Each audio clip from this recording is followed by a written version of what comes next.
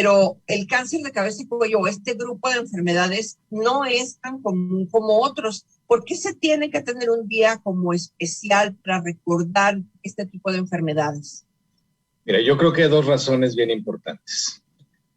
La primera es que si bien no son los más comunes, no son raros, primero, ¿sí?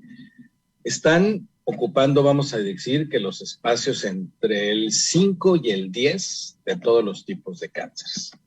Y si tú sumas el número de personas que se están afectadas por esto, pues estás hablando de varios, de miles de seres humanos. ¿Sí? Seres humanos que se van a ver notablemente afectados en su calidad de vida, notablemente afectados en su capacidad de poder comer, por ejemplo, problemas serios con la salivación y con una serie de situaciones en relación al habla, por ejemplo, y que además van a tener un aspecto regularmente muy poco agradable, lo cual impacta psicoemocionalmente tanto a ellos como a sus familias, y en esta sociedad en donde de repente somos muy dados a juzgar a las personas por su apariencia, es algo que también les impacta mucho. Esa es una primera razón. Y una segunda razón es que hay un motivo muy preocupante para que nosotros tengamos bien en el radar esto. Y es que hoy día, tú lo mencionabas en estas asociaciones con el virus del papiloma humano, estamos viendo una verdadera crisis frecuente de problemas de cabeza y cuello del área epidermoide en gente joven asociado a virus del papiloma humano. En gente joven y no tan joven, pero vaya, es notable lo que ha incrementado esto, digamos, en las últimas 2 décadas. Estamos teniendo hombres y mujeres con cáncer de labio, de piso de boca, de lengua, de carrillo, de paladar, de amígdala, de garganta, asociado a algo que antes estábamos acostumbrados a saberlo así. El cáncer del cuello uterino, que sabemos que tiene una muy estrecha relación con el virus del papiloma humano, se limitaba a ese sitio, ocasionalmente la vagina, ocasionalmente la vulva y muy ocasionalmente el pene. Hoy no es así. Hoy los hombres están desarrollando cáncer de pene. El cáncer ha migrado de los órganos genitales externos de la mujer para irse a localizar a la cavidad oral de los seres humanos, repito, hombres y mujeres. Y mucho de esto estaba dado... viendo... Ajá. No, sí, continúa. Y esto mucho dado por una, vamos a llamarle permisividad sexual o por prácticas sexuales no convencionales que estamos viendo con muchas... Más bien riesgosas, ¿no? Sí, vamos a decir riesgosas, no convencionales, sin la higiene, sin el cuidado, la protección de vida, ¿no? Eso es lo que está pasando. Se están de hecho, infectando estaba viendo estimaciones de la agencia... Estaba viendo estimaciones de la Agencia Internacional de Investigación sobre Cáncer, específicamente para Sudamérica, y según estudios que han hecho, el cáncer atribuido a infecciones se debe principalmente al virus del papiloma humano y se van hasta el 48.5%, o sea, ya casi la mitad está asociada al virus del papiloma. Sí, el crecimiento es brutal. Y esa es la segunda razón para tenerlo en el radar y por eso la contaminación. Porque es increíble lo que estamos viendo en relación a volumen de pacientes cada vez más frecuentes y cada vez más jóvenes. Y quiero aclarar algo, no y es... Y esto se da también en los niños, obviamente. No, bueno, yo nunca lo he visto. Te comentaba que... yo no veo niños. ¿Sí? Creo que estamos desfasados en el audio, porque... Ajá. Sigue mejor tú. Ok, te decía, yo no soy oncólogo pediatra, no veo niños, pero hasta donde yo tengo conocimiento, esto yo no lo he visto en niños, ni lo he visto reportado en niños. Pero sí estamos viendo personas, digamos que después de los 20 años, de los 30 años, en donde este tipo de patologías no las veías en estos rangos de edad. Este tipo de patologías tú estabas acostumbrado a verlos en personas arriba de los 50 años. Y hoy estamos viéndolo 2 o 3 décadas antes, lo cual es preocupante. Y sí va muy de la mano, de hecho, directamente con esto. De hecho, a lo que me refería en relación a los niños, no necesariamente, obvio, asociado a virus del papiloma humano, pero también presentan cáncer en cabeza y cuello, ¿no? Ah, sí, ellos presentan sarcomas, básicamente, y linfomas, ¿sí? No presentan carcinomas específicamente del área de recubrimiento. En los niños son muy comunes los linfomas y son muy comunes los sarcomas en el cuello. Por ejemplo, cuando platicábamos de sarcomas en alguna ocasión, les hablaba yo del rhabdomyosarcoma o de los linfomas de Hodgkin y de non-Hodgkin que se presentan muy a menudo en ellos. Pues vamos a ir a nuestro primer corte y regresando empezamos a platicar sobre los más comunes. Tú comentabas que los de laringe, entonces vamos a empezar a segmentarlos para irle entendiendo a este tema. Vamos a una pausa comercial y regresamos a Sintoniza Sin Fronteras, donde lo único imposible es aquello que no intentas. Vamos a una pausa. Oncotips. Evita la obesidad en tus hijos desde edades tempranas. En la infancia, la obesidad produce un desarrollo precoz e incompleto de los órganos reproductores, antesala del cáncer de estos órganos.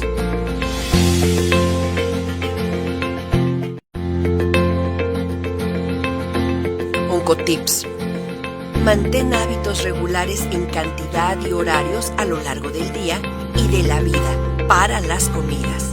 Además, ingiere suficiente agua a lo largo de todo el día y limita el uso de la sal como condimento. Estamos de regreso en Sintoniza Sin Fronteras, donde lo único imposible es aquello que no intentas.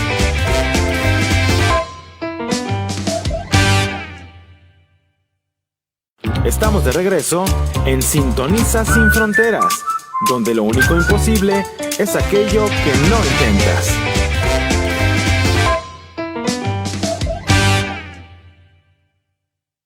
Estamos de regreso. Continuamos en Prevención en Acción, hablando sobre el cáncer o los cánceres de cabeza y cuello con el doctor Homero Fuentes de la Peña, que es nuestro oncólogo médico. Y bueno, vamos a abordar los más comunes, empezando por los de laringe. Así es que adelante, doctor.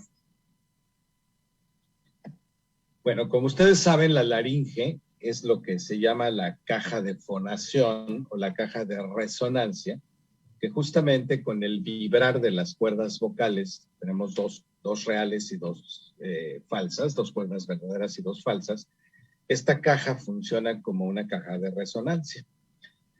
Estábamos acostumbrados a ver a personas que tenían cáncer de laringe, quienes aquellas que utilizaban mucho la voz en sus actividades, los locutores, los cantantes, los maestros. Era común que se asociaran a herpes virus y que tuvieran en algún momento cuadros de laringitis repetitiva. ¿Qué estamos viendo ahora? Que bueno, si bien esto se mantiene y se repite, ahora además de ellos estamos viendo personas jóvenes que no tienen estas actividades, pero que sí tienen, por ejemplo, explícitamente sexo oral, ¿sí? Y a través del cual están presentando infección por el virus de papiloma humano y están desarrollando el cáncer de laringe de una manera anticipada a lo que antes veíamos. Por ejemplo, hablando de laringe. En el caso de el de tiroides, también está dentro de este grupo. No, el cáncer de tiroides no. El cáncer de tiroides no está en el recubrimiento, ¿sí? Si quieres, de una vez me voy a cáncer de tiroides. La tiroides, como decía, es una glándula en la cara anterior del cuello, por fuera de las estructuras de recubrimiento, cuya función esencial es proveer de la hormona tiroidea, que sirve para muchísimas cosas en el organismo. Yo siempre lo semejo como si fuera la sal, la pimienta y las especias que usamos en los alimentos, ¿no? Es aquello que regula nuestro ritmo cardíaco, la temperatura de nuestra piel, la sudoración, una serie de funciones como tal. El cáncer tiroideo puede haber de varios tipos. Hay uno que es diferenciado, papilar o folicular. Hay uno que es indiferenciado, que es distinto y asociado a otros síndromes endocrinos. Y finalmente hay uno que es muy, muy, muy bravo, que es muy, muy terrible y que es el carcinoma indiferenciado de tiroides. Esto tiene otras causas, está relacionado a situaciones muy diversas y tiene la característica que en los tumores bien diferenciados son altamente curables porque tienen periodos de latencia muy largos. Es predominantemente presente en las mujeres, 7:1 en relación a los hombres. Es mucho más común en ellas y frecuentemente no ve alterada la función tiroidea. Se manifiesta por un nódulo, una bolita, ya sea del lado derecho, ya sea del lado izquierdo, ya sea en la parte central del tiroides. Eso es regularmente el cáncer tiroides. Es una bolita que se detecta uno en el cuello. En el tiroides específicamente, porque el cuello Pero ¿cómo me voy a ver la tiroides? No, necesitas un entrenamiento para eso. ¿Qué es lo que tú vas a ver normalmente? Cuando una persona levanta su cuello y en lo que sería la manzana de Adán, es más fácil en el hombre que en la mujer, cuando levantas el cuello regularmente y de glúteos pasa saliva, se mueve la manzana. Ese es el sitio donde está montado el tiroides. Entonces lo que habría que hacer es tocar con los dedos, deglutir y ver si con el movimiento tú tocas un borde, una irregularidad, o bien simplemente en el espejo se ve aparente que tú estás parado así de frente, levantas tu cuello, te ves en el espejo y ves que hay algo más sobresaliente. Pero eso es posible, o sea, ahí es posible que a través del tacto o de la vista puedas detectar algo raro. Es posible, requiere cierto entrenamiento y cierto cuidado.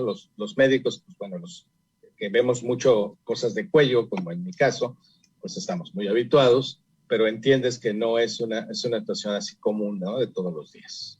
¿Con qué otro tipo de cáncer se relaciona este grupo de enfermedades? Ya está la de la laringe, la tiroides, ¿qué más? Ok. Separando al de la laringe y al de tiroides, que son muy distintos, regresamos un poco a los cánceres del recubrimiento, de la cavidad oral y la paladar nasal, ¿no? Empezaríamos por la nariz, tanto en su trayecto interno como en su parte posterior, ¿no? La parte de la faringe y la retrofaringe y la parte retronasal. Toda esa zona que tiene esencialmente el calentamiento del aire, el recubrimiento con mucosidad que requerimos para nuestras funciones respiratorias, se ve frecuentemente afectado también por el virus del papiloma humano.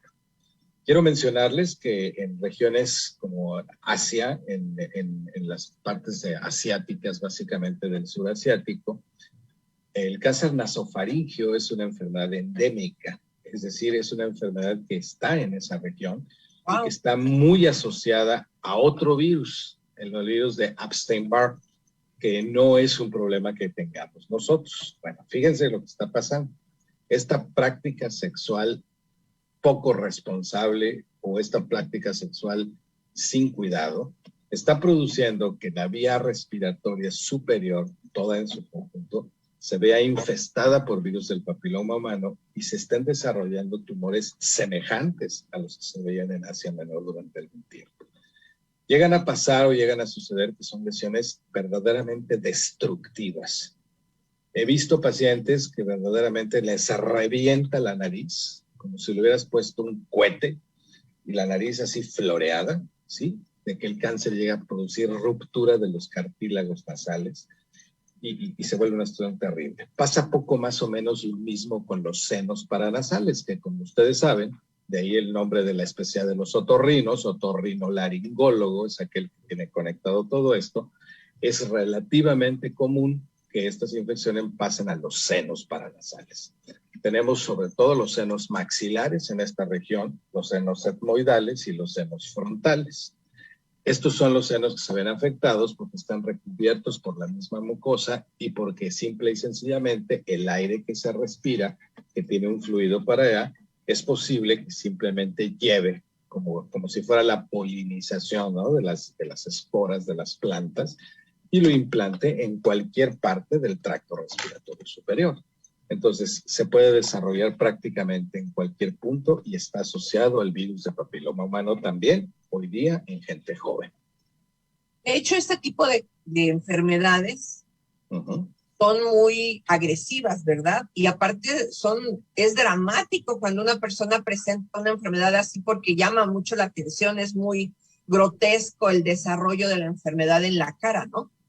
Es muy grotesco, es muy aparente, te decía al principio, es la segunda razón por la que debemos de fijarnos en ello, porque implica problemas psicoemocionales importantes en él y en la familia y en la sociedad que lo perciben como algo que es muy, muy grotesco, ¿no? Muy aparente. Hay casos donde es posible la reconstrucción, porque ahorita nos hablabas de estos tipos de tumores que salen en la nariz o en cualquier parte de la cara, y que les tienen que quitar el pedazo prácticamente, les quedan como agujeros ahí, ¿no? ¿Cómo lo manejan?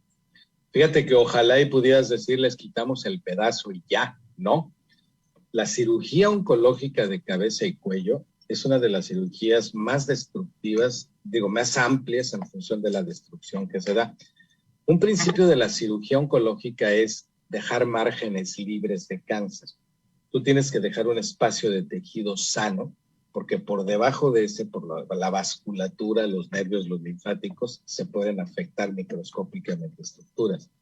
Entonces, te pongo un ejemplo, mira, vamos a suponer que tienes un tumor maligno del seno paranasal de tu lado izquierdo, ¿no? Entonces van a hacerte básicamente lo que sería una antrectomía, te van a quitar todo el antro maxilar. Entonces no sería raro que te quitaran la mitad de la nariz, llegar a la base del ojo, traerte todo el seno paranasal y dejarte básicamente a la zona de la mandíbula. Entonces, ¿qué te va a quedar? Te va a quedar un hoyo. Y eso es un defecto muy difícil de poder reconstruir. Si bien hay cirugía reconstructiva, entran con los cirujanos reconstructores maxilofaciales y los cirujanos oncólogos. Es muy complejo. Casi todos estos tumores hay que darles radioterapia. No es extraño que reciban quimioterapia. Apenas empieza el desarrollo de la inmunoterapia y otras terapias personalizadas para esto, precisamente por su frecuencia y precisamente por su destructividad. Son bien complejos. El consejo es nunca dejen que esto llegue a estos extremos. Es a lo que iba. Yo creo que aunque es tan amplio el tema, volvemos al principio de que se deben detectar a tiempo, ¿no? Mientras más pronto, mejor. O de plano, aquí no hay alternativa y les tienen que quitar la mitad de la cara prácticamente. Fíjate que sí hay una alternativa. Y a veces no lo sospechamos y no lo vemos, empezando por los propios pacientes. Me voy a zonas más visibles, por ejemplo, la boca, ¿sí? A ti te sale una ulcerita en la boca, ¿sí? O en el labio, ¿sí? Y dices, o abajo de la lengua, así como salen así las postemillas. Pues es un virus, o me mordí, o me lastimé, lo que tú quieras y mandes. No siempre es así. Y no siempre existe la acuciosidad del médico de primer contacto en pensar en la posibilidad de que puedes estar gestando un cáncer de labio, un cáncer de lengua o un cáncer de piso de boca. Si tú tienes esa curiosidad y piensas que el diagnóstico de cáncer se va a hacer siempre en el microscopio, entonces tú lo que tienes que hacer es tomar un segmento, una fracción, una muestra llamada biopsia, y esa biopsia la vas a poner en el contexto. Luego entonces vas a hacer un análisis tomográfico o con algún otro estudios que te permita saber si no hay drenaje a las zonas linfáticas del cuello. Y cuando es muy temprano, entonces sí puedes hacer una resección pequeña, funcional y estéticamente satisfactoria, bajo la única condición de que tiene que tener un diagnóstico temprano. De otra manera, no se puede. Pero, por ejemplo, doctor, vamos a hablar de las famosas postemillas, como les dicen, sí, o de las ulceritas, ajá, o de los granitos que salen en la lengua cuando dicen que se les antojó algo, que les sale un granito, ¿no? ¿Qué debe pasar de una lesión tan común para entender que esa lesión puede tener algún problema ya de tipo oncológico? Okay. ¿Es tiempo? ¿Es persistencia de la lesión? ¿Cómo podemos sospechar que a lo mejor esa postemilla o el herpes del labio es otra cosa? Es primero sentido común y es tiempo y persistencia. Es así de simple. ¿Cuánto tiempo es razonable que te dure una postemilla, una ulcerita en la lengua, una lesión de estas características? No más allá de 10 días, no más allá de 2 semanas. ¿Sí? Cualquier situación que vaya más allá de ese tiempo, que persista durante este tiempo, está mal. tienes que pensar que eso puede ser cáncer. Primero. A ver, doctor. ¿Sí? Sí. Ya pensé y digo, ching, esto está raro, como que no me gusta, como que no se me quitó con los enjuagues y los buches de carbonato con limón o lo que le eche. Sí. ¿Con quién voy a ir? ¿Con el dentista? No. ¿Con quién voy a ir? Idealmente, tú tendrías que ir con el médico general. Nada más que sí es cierto, hay muchos que no tienen idea de esto. Esto es totalmente cierto. Tienes dos opciones. Vete con el cirujano bucodento maxilar o vete con el oncólogo. Son las dos personas que te van a decir si tú tienes el cáncer o no. El primer requisito para hacer un diagnóstico es pensar en él, ¿sí? Y por alguna razón que yo no he terminado de entender después de más de 30 años de práctica profesional y 20 y tantos de tener alumnos, es que la gente tiene que entender que esto es tan común, que el cáncer debe de estar en el diagnóstico diferencial de toda la patología humana. O sea, todas las profesiones médicas deben pensar como parte de su protocolo de exploración en lesiones oncológicas. Deben de pensar en que hay que descartarlas o confirmarlas. Eso es un diagnóstico diferencial. Y este tipo de lesiones no siempre están en el radar de la sospecha del médico de primer contacto. A ver, pero ¿quién sería en este caso? Porque obviamente a mí me sale algo en la boca y yo voy con el odontólogo o con la odontóloga. Y es justo ahí, ese médico de primer contacto, que puede ser el odontólogo o que puede ser el médico general o el médico familiar, eso sería la condición ideal. Deberían de tener esta sensibilidad. No siempre existe. Si tú no estás satisfecho y si tú tienes dos cosas, una, el tiempo de persistencia que mencioné, y dos, una lesión que lejos de mejorar, empeora, ¿sí? Eso no sería normal. Tú tienes una úlcera viral o tienes una úlcera por alguna otra razón, ¿y qué es lo normal? Que tu organismo la repare y la vaya cerrando. Si esto va cerrando y va bien, pues no es cáncer. Pero si no va bien y va abriendo y va expandiendo, si va haciéndose más grande, es evidente que no está bien. Entonces, si el médico de primer contacto o el odontólogo no te está haciendo el caso que tú crees o no está satisfecho o no piensa en la biopsia, fácil, vete a oncología o vete a cirugía bucodento maxilar. Ok. ¿Y estas lesiones huelen feo, o no se percibe ningún aroma, o hay alguna otra señal de que puede ser algo raro? Sí, huelen feo y sí y mucho. Mira, una de los aromas más desagradables que puede tener el ser humano es la colonización de gérmenes que tenemos en la boca. Incluso seguramente por ahí alguien ha escuchado alguna vez que tenemos más microbios en la boca que en el ano, ¿no?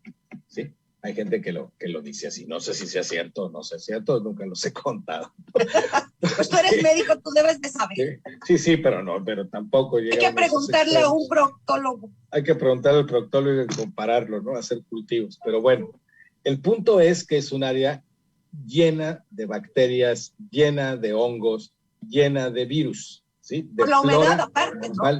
Más la humedad que produce la salivación, más la descomposición que tiene la ptialina, que es las proteínas y las enzimas líticas o proteolíticas que tiene la saliva.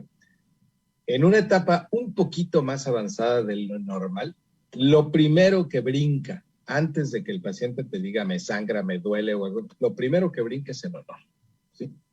Es extraordinariamente desagradable conforme va el proceso, porque suele colonizarse. Y justamente esto es lo que hace confundir al médico de primer contacto. Mira, no, pues trae una cándida albicans, por ejemplo, ¿no? O trae una bacteria Escherichia coli, o trae estafilococo dorado, por ejemplo, ¿no? Entonces, ¿qué piensan? Pues es que tuvo una infección, se mordió, se infectó, y entonces le voy a dar un antibiótico. Ok, vamos a suponer que tenga la colonización, pero un antibiótico para una lesión bucal debería de responder en no más allá de 10 días. Y si esto no sucede, algo más que una infección sucede. Y ese algo más muchas veces es un cáncer. Sobre todo si estamos viviendo esta época en donde estamos viendo que esto está creciendo como la espuma y que la cantidad de cánceres de cabeza y cuello son cada día más frecuentes. O sea, no debemos dejarlo pasar. Cuando sentimos que hay algo sospechoso ahí, inmediatamente tenemos que ir a consulta. Porque el riesgo es horrible. Yo he visto pacientes tuyos, he visto gente que le tienen que quitar casi media cabeza para que se le pueda quitar ese tumor y es horrible, aparte del golpazo psicoemocional, ¿no? Sí, si están acostumbrados a las emociones fuertes y quieren oírlas, ahorita les platico unos casos, ¿no? Pero hay cosas verdaderamente espantosas. La clave de todo esto es lo mismo de siempre. Obsérvate, chécate, pero pasa la vida y pareciera que somos eternos, ¿sí? Que nunca nos vamos a enfermar de nada. No ponemos atención, a veces la gente no tiene una higiene vocal adecuada, no se fija, simple y sencillamente no se fija, pero no se fijan cuando van al baño y de qué color evacúan, menos se van a fijar si tienen algo en la boca, a menos que algo te estorbe o algo te duela.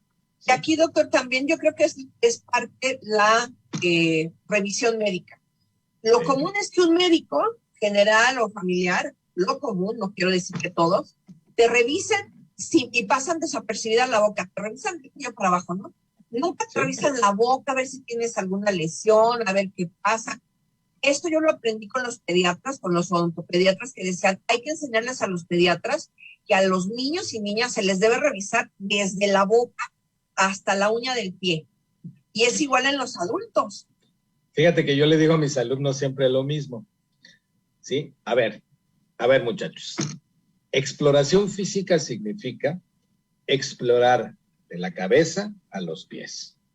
¿Quién me quiere explicar y quién me quiere decir dónde dice y en qué libro de medicina está inscrito que el interior de la boca, ¿sí? Que regularmente nos revisan con frecuencia el cuello, por no irnos a los órganos genitales, por no irnos a la exploración del tacto rectal, por no irnos a las mamas, ¿verdad? O sea, todo lo demás lo revisan y te reportan la historia clínica muy bonita y que los ruidos respiratorios y que el ruido cardíaco y pa. Perfecto. Sí, pero resulta que el señor traía un cáncer de laringe. Oye, y la exploración de la boca y la exploración de la garganta y la exploración del cuello. O de las orejas, ¿no? De también a veces que se ponen una lucecita y tienen que también explorar adentro de las orejas. Y esos son defectos de formación desde la universidad. Pero vuelves al otro lado, vámonos no al lugar del profesional de la salud, vámonos al lugar del paciente.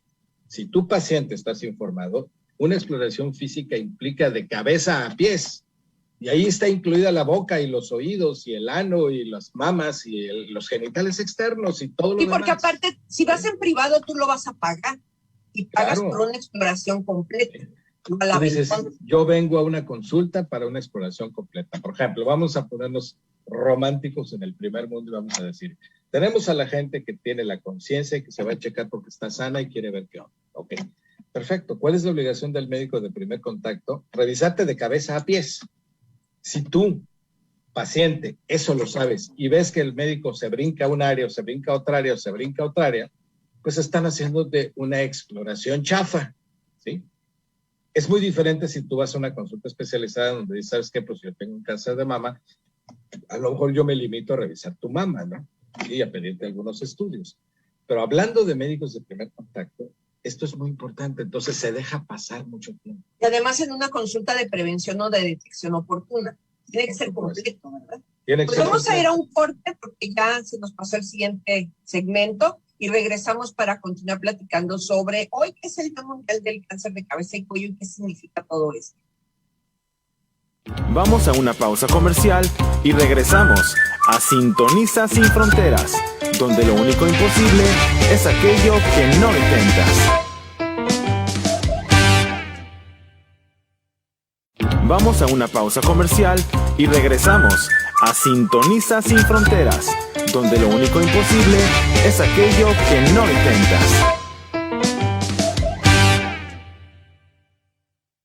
Vamos a una pausa comercial y regresamos a Sintoniza Sin Fronteras, donde lo único imposible es aquello que no intentas.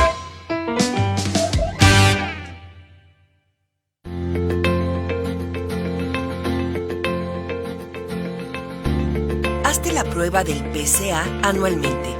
Esta prueba es una herramienta importante para la detección del cáncer de próstata en etapas tempranas.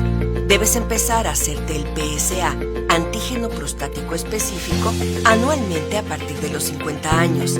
Se opta a hacer esta prueba a partir de los 40 si tienes un familiar cercano con esta condición.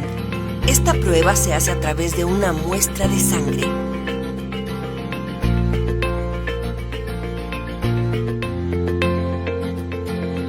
Oncotips.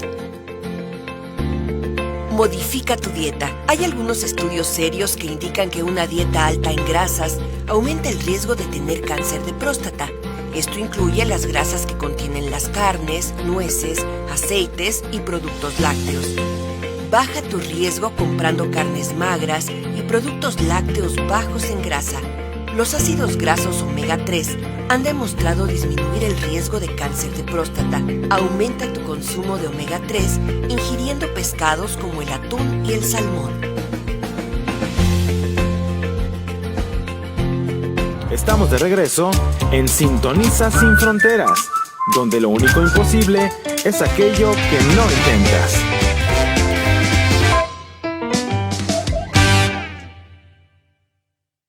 Estamos de regreso en Sintoniza Sin Fronteras, donde lo único imposible es aquello que no intentas.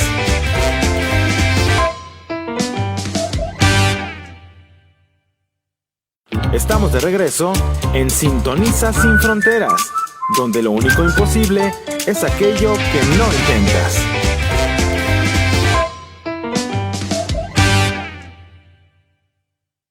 Estamos de regreso en Sintoniza Sin Fronteras, donde lo único imposible es aquello que no intentas.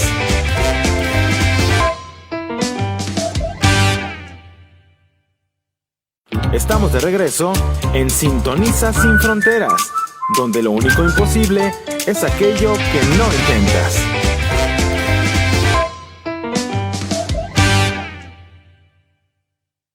Estamos de regreso en Sintoniza Sin Fronteras, donde lo único imposible es aquello que no intentas.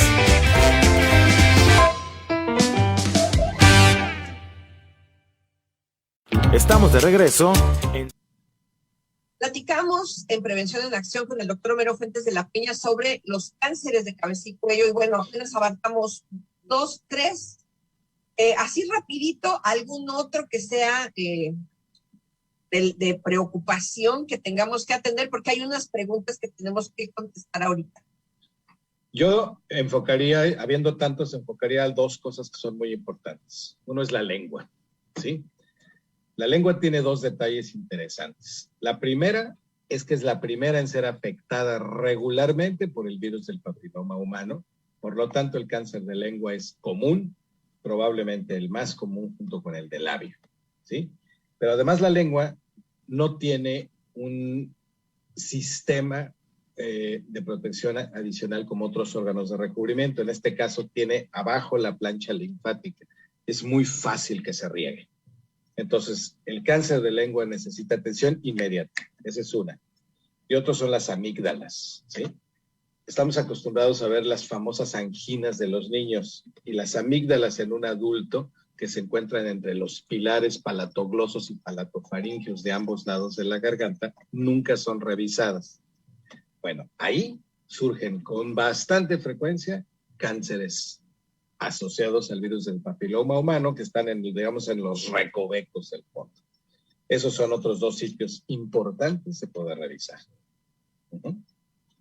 Oye, y comentaban, o hacían una pregunta. Obviamente, las cirugías en este tipo de enfermedades son muy drásticas, porque como tú lo comentabas, les tienen que deformar prácticamente la cara, la cabeza, para poder llevarse la mayor parte de lo que está contaminado por el cáncer.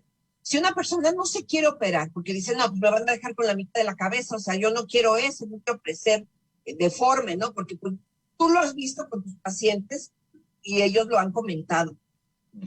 Obviamente, un paciente tiene derecho a negarse a cualquier procedimiento y tiene que estar informado de todo lo que le debe de pasar y debe estar trabajando en equipo con el médico o con el equipo de salud para tomar decisiones y más ese tipo de decisiones. Si alguien dice, yo no quiero operarme, háganle como quieran, pero a mí no me van a tocar la cara, ¿qué pasaría? De hecho, eso es lo normal, que una persona no te acepte un procedimiento quirúrgico y es totalmente entendible. Sobre todo cuando la tendencia actual de la cirugía oncológica es ser lo menos amplia posible. El punto central es no llegues a eso, ¿sí? Si tú no quieres tener esta disyuntiva, no llegues a eso. Ahora, si ya llegaste, por lo que hayas llegado, no es la única forma de tratar a los pacientes con cirugía. Existe el uso de la radioterapia, existe el uso de la braquiterapia, que es radiación interna, existe el uso de la quimioterapia, existe el uso de la inmunoterapia, existe el uso de la quimioterapia, de la terapia dirigida y la inmunoterapia biológica como tal. Es decir, ahorita hay muchas otras opciones. Hay muchas otras opciones, algunas muy consolidadas, algunas en proceso de hacerse, y volvemos al mismo punto. El tratamiento es individualizado. Tú no puedes decir, a todos los cánceres de laringe les voy a hacer esto, a todos los cánceres de amígdala les voy a hacer esto. No, tú tienes que individualizar cada caso. Pero sí, cada día vemos menos los que antes se conocían llamados comandos.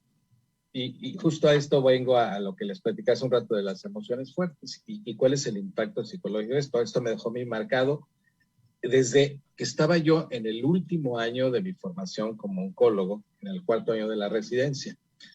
Un comando implica el área de involucro primario de la enfermedad, el área conexa y el área de drenaje.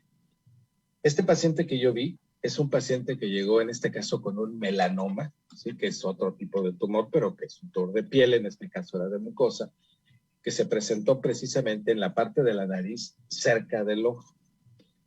Este hombre que venía de un poblado rural hacia la zona del sureste de nuestro país, finalmente se le hizo un procedimiento quirúrgico radical tipo comando. ¿Qué se hizo? Se le quitó el ojo, se le quitó la maxila, se le quitó la mandíbula y se le hizo una sección radical de cuello hasta aquí. Por la necesidad de esto, la mitad de la nariz también. Por la necesidad respiratoria que el paciente tuvo, se le tuvo que dejar una traqueostomía permanente. Entonces, imagínate una cirugía de aquí a acá, ¿sí? Y te quitan la mitad de la cabeza. La mitad de la cabeza y de la cara en este caso. Bueno, no había manera de reconstruir eso. ¿Cómo quedó este pobre hombre? Traía un sombrero que le había adaptado con una tela adhesiva, una gasa que cubría la mitad de su defecto con una gargantilla que tenía el cuello, ¿sí? Y así andaba por la vida. Después de X tiempo, el médico de cabeza y cuello, que estaba como adscrito en esos momentos, le dice, don fulanito de tal, felicidades, han pasado 7, 8 años y está usted libre de esta enfermedad. Ay, era un melanoma. Usted debería estar muerto, según la ciencia, pero usted es un milagro de Dios. ¿Sabes qué le contestó el hombre inculto y el hombre de rancho y el hombre de todo esto? La respuesta más lógica que yo puedo encontrar. Mejor me hubiera muerto. Doctor, si yo hubiera sabido cómo iba a quedar, hubiera preferido morirme. Porque ¿sabe qué pasa? Le doy asco y miedo a mi esposa, a mis hijos, a mi gente. ¿Sí?